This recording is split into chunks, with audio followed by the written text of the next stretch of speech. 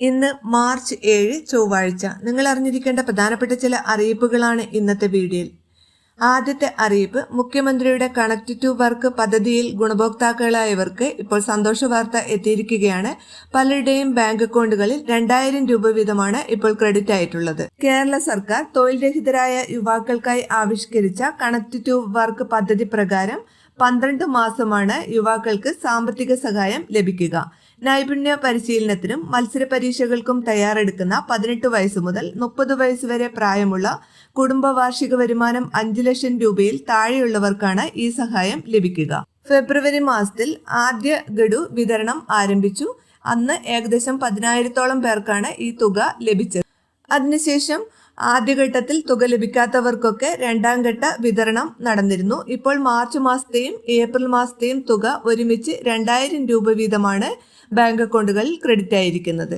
പദ്ധതിക്ക് അപേക്ഷ നൽകിയവർ സ്റ്റാറ്റസ് ചെക്ക് ചെയ്യുക. അപ്രൂവ്ഡ് എന്ന് കാണിക്കുന്നുണ്ടെങ്കിൽ ഉടൻ തന്നെ തുക നിങ്ങൾക്ക് ലഭിക്കുന്നതാണ്. അടുത്ത അറിയിപ്പ്, സ്ത്രീ സുരക്ഷാ പെൻഷൻ പദ്ധതിയുടെ 1000 രൂപയുടെ വിതരണവും ആരംഭിക്കുന്നു. ഇലക്ഷന് മുമ്പ് തന്നെ ഈ തുകയും എത്തിച്ചേരും. അടുത്ത അറിയിപ്പ്, നിയമസഭാ തെരഞ്ഞെടുപ്പിന്റെ പരസ്യ പ്രചാരണം ഇന്ന് വൈകിട്ട് 6 മണിക്ക് അവസാനിച്ചതിനെ തുടർന്ന് കണ്ണൂർ ജില്ലയിൽ നിരോധനാജ്ഞ പ്രാബല്യത്തിൽ വന്നിട്ടുണ്ട്.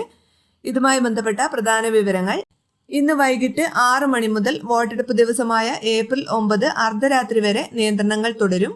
പരസ്യമായ കൂട്ടം കൂടലുകൾ, പ്രകടനങ്ങൾ, പൊതുയോഗങ്ങൾ, ഉച്ചഭാഷിണി ഉപയോഗിച്ചുള്ള പ്രചാരണങ്ങൾ എന്നിവയ്ക്ക് കർശന വിലക്കുണ്ട്.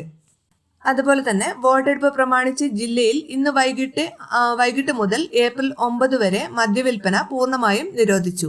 അടുത്ത അറിയിപ്പ്, സംസ്ഥാനത്തെ ക്ഷേമ പെൻഷൻ വിതരണത്തെ കുറിച്ചാണ്. ഇപ്പോൾ കൈകളിൽ തുക എത്തിച്ചേരുന്നവർക്കുള്ള വിതരണമാണ് ഇപ്പോൾ നടന്നുകൊണ്ടിരിക്കുന്നത്. ഇനിയും തുക ലഭിക്കാത്തവർക്ക് നാളെയോടുകൂടി തന്നെ തുക എത്തിച്ചേരും. എല്ലാവിധ പെൻഷൻ അറിയിപ്പുകൾക്കും നിങ്ങൾ ഈ ചാനൽ സബ്സ്ക്രൈബ് ചെയ്യുക. അതുപോലെ ഫേസ്ബുക്കിൽ കാണുന്നവർ ലൈക്ക് ചെയ്യാനും ഷെയർ ചെയ്യാനും അതുപോലെ ഫോളോ ചെയ്യാനും മറക്കരുത്.